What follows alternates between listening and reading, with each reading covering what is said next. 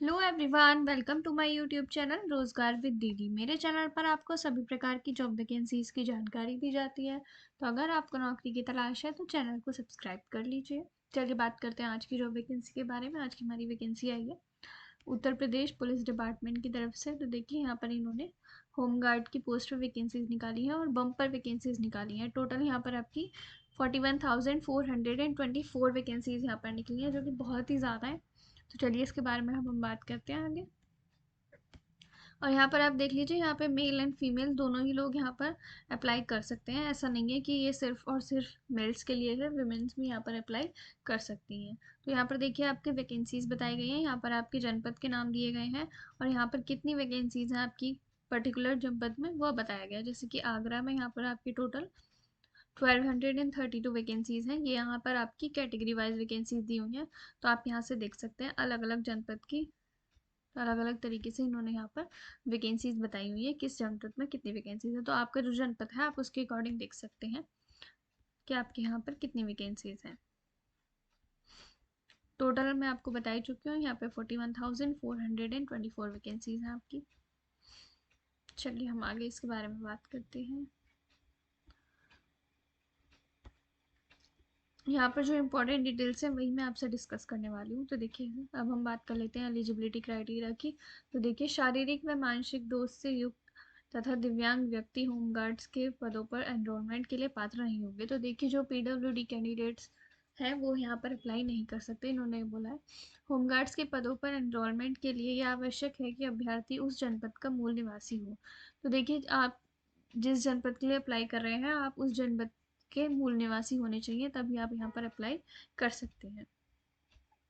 आगे हम देख लेते हैं, यहाँ पर इंपॉर्टेंट डेट्स आपकी कुछ दी हुई हैं, उनके बारे में हम बात कर लेते हैं। तो देखिए जो आपके ऑनलाइन एप्लीकेशन फॉर्म है वो 18 नवंबर से फिल होना स्टार्ट हो चुके हैं और 17 दिसंबर लास्ट डेट रखी गई है। तो 17 दिसंबर से पहले पहले आपको अपनी फॉर्म भी भर देना है और अपनी फ़ीस भी आपको 17 दिसंबर से पहले पहले भर देनी है। ऑनलाइन अप्लाई करने से पहले आपको यहाँ पर अपना वन टाइम रजिस्ट्रेशन यानी कि OTR करना होगा, फिर आप उसके बाद आप ऑनलाइन अप्लाई कर पाएंगे। आवेदन शुल्क यानी कि एप्लीकेशन फ़ीस की हम बात कर लेते हैं। तो देखिए जनरल कैटेगरी के लिए, EWS के लिए और OBC कैंडिडेट्स के लिए 400 रुपीज़ यानी कि 400 रुपये की यहाँ पर एप्लीकेशन फ़ीस रखी गई है और SC ST कैंडिडेट्स के लिए यहाँ पर 300 रुपीज़ की एप्लीकेशन फ़ीस रखी गई है। चलिए आगे देखते हैं। अब हम एजुकेशन क्वालिफिकेशन की बात कर लेते हैं। तो देखिए आप 10th पास होने चाहिए और 10th जो है वो आपने यूपी से ही की हुई होनी चाहिए, तो आप यहाँ पर अप्लाई कर सकते हैं। और अगर आप 10th अभी कर रहे हैं या फिर अभी तक आपकी मार्कशीट और जो आपका सर्टिफिकेट होता है वो नहीं आया है, तो आप अप्लाई नहीं कर सकते। आपका जो है मार्कशीट और आपका सर्टिफिकेट यहाँ पर आ जाना चाहिए, क्योंकि आप फॉर्म भरेंगे तो उसमें आपको दोनों चीज़ें अपलोड करनी होंगी। तो अगर आपके पास वो नहीं है तो आप यहाँ पर अप्लाई नहीं कर सकते। एज के बारे में अब हम बात कर लेते हैं। देखिए मिनिमम आपकी एज 18 ईयर्स दी गई है और मैक्सिमम 30 ईयर्स दी गई है। एज रिलैक्सेशन के लिए अब मैं आपको बता देती हूँ। तो देखिए जो SC कैटेगरी है उनको 5 ईयर्स का एज रिलैक्सेशन है, ST को भी 5 ईयर्स का एज रिलैक्सेशन है और OBC कैटेगरी को भी यहाँ पर 5 ईयर्स का एज रिलैक्सेशन यहाँ पर दिया गया है। नेक्स्ट देखते हैं हम रिटन एग्जामिनेशन यहाँ पर आपको होने वाला है, उसके बारे में बात कर लेते हैं। तो जो आपका रिटन एग्जामिनेशन होगा उसमें आपसे सामान्य ज्ञान यानी कि जनरल नॉलेज के क्वेश्चन पूछे जाएंगे। 100 क्वेश्चन आपसे पूछे जाएंगे, हर क्वेश्चन 1 मार्क का होगा, यानी कि 100 मार्क का आपका पेपर होगा और 2 घंटे का टाइम आपको इसके लिए दिया जाएगा। मिनिमम क्वालिफाइंग मार्क्स यहाँ पर 25% रखे गए हैं, तो यानी कि 25 मार्क्स आपको लाने होंगे। अगर उससे कम आपके मार्क्स आए तो आप जो है डिस्क्वालीफाई कर दिए जाएंगे। OMR बेस्ड ये आपका एग्जामिनेशन होने वाला है, यानी कि OMR शीट पे आपको सर्कल करना होगा। नेक्स्ट हम देखते हैं क्या यहाँ पर इन्होंने बोला है। बाइलिंगुअल आपका पेपर आने वाला है, यानी कि हिंदी और इंग्लिश दोनों में आपके क्वेश्चंस देखने को मिलेंगे। आप जिसमें चाहें अटेम्प्ट कर सकते हैं अपना पेपर।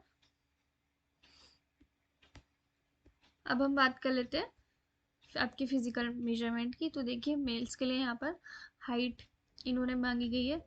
जनरल OBC और SC कैंडिडेट्स के लिए यहाँ पर 168 सेंटीमीटर हाइट होनी चाहिए मेल्स के लिए यहाँ पर मिनिमम, और ST के लिए मेल्स के लिए यहाँ पर 160 सेंटीमीटर मिनिमम हाइट होनी चाहिए।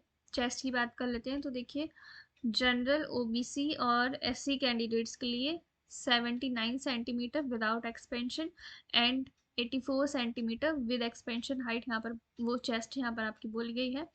और एसटी कैंडिडेट्स के लिए 77 centimetre without expansion and 82 centimetre with expansion, यहाँ पर आपकी चेस्ट बोली गई है। अब हम बात कर लेते हैं विमेंस यानी कि महिलाओं के लिए। तो यहाँ पर आपकी हाइट बोली गई है।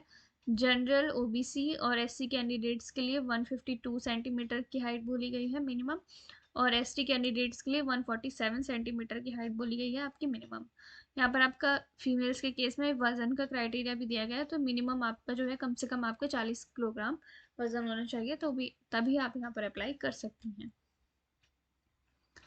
नेक्स्ट हम देख लेते हैं, यहाँ पर आपका रिटन एग्जामिनेशन के बाद फिजिकल फिटनेस टेस्ट भी होने वाला है, उसमें क्या होगा वो भी देख लेते हैं। तो देखिए जो मेल्स हैं उनके लिए यहाँ पर 4.8 किलोमीटर की रेस होने वाली है, जो कि आपको 28 मिनट में पूरी करनी होगी, और फीमेल्स को 2.4 किलोमीटर की रेस 16 मिनट में यहाँ पर रनिंग आपको पूरी करनी होगी। तो मेल्स के लिए 4.8 किलोमीटर इन 28 मिनट्स रनिंग, और फीमेल्स के लिए 2.4 किलोमीटर इन 16 मिनट्स। अगर आप ये रनिंग पूरी कर पाएंगे तभी आप इसके लिए सिलेक्ट होंगे, वरना आप डिस्क्वालीफाई कर दिए जाएंगे। आगे हम देख लेते हैं यहाँ पर क्या इन्फॉर्मेशन आपके लिए दी हुई है। ये नोटिफिकेशन पीडीएफ जो है उसका लिंक मैं आपको वीडियो के डिस्क्रिप्शन बॉक्स में दे दूंगी, तो आप इसको अपने एंड से भी पढ़ सकते हैं डाउनलोड करके। अप्लाई लिंक भी मैं आपको वहीं दे दूंगी, तो वहाँ से आप आराम से अप्लाई भी कर सकते हैं। चलिए देखते हैं आगे क्या बताया गया आपके लिए। हाँ देखिए यहाँ पर आपको सॉरी, यहाँ पर आपको ऑनलाइन आवेदन की प्रक्रिया बताई गई है, यानी कि आपको ऑनलाइन कैसे अप्लाई करना है उसका प्रोसीजर आपको यहाँ पर पूरा बताया गया है। तो आप इसको यहाँ से देख सकते हैं, स्टेप बाय स्टेप यहाँ पर आपको बताया गया है कि आपको अपने फोटोग्राफ कैसे अपलोड करना है, सिग्नेचर कैसे अपलोड करना है, फीस आपको कैसे पे करनी है, सारी डिटेल्स यहाँ पर आपको बताई गई है। तो आप इसको पीडीएफ को खोल के बैठिएगा, उसके बाद आप इसको पढ़ते पढ़ते अपना फॉर्म भर दीजिएगा, तो आपको कोई भी दिक्कत फॉर्म भरने में नहीं आएगी। यहाँ पर इन्होंने हेल्पलाइन नंबर भी दिया हुआ है, तो अगर आपको कोई दिक्कत आती है फॉर्म भरते हुए तो आप इस नंबर पर कॉन्टेक्ट कर सकते हैं। अब हम आपके सिलेबस की बात कर लेते हैं। तो देखिए मैंने आपको बताया कि जनरल नॉलेज के क्वेश्चंस आपसे पूछे जाने वाले हैं, तो ये उसका सिलेबस है, ये इन्होंने हिंदी में सिलेबस दिया हुआ है, और ये आपका इंग्लिश में सिलेबस यहाँ पर इन्होंने दिया हुआ है। तो सिलेबस आप यहाँ से देख सकते हैं, इसी से आपसे क्वेश्चंस पूछे जाने वाले हैं आपके टेस्ट में। तो बहुत अच्छी वैकेंसीज हैं, ये बहुत ज़्यादा वैकेंसीज हैं, इतनी वैकेंसीज नॉर्मली नहीं आती हैं। तो अगर आप एलिजिबल हैं और आप इंटरेस्टेड हैं तो इसके लिए आप ज़रूर अप्लाई कर दीजिएगा, और ऐसी नई नई जॉब वैकेंसीज के बारे में जानने के लिए वीडियो को लाइक कर दीजिए और चैनल को सब्सक्राइब कर दीजिए।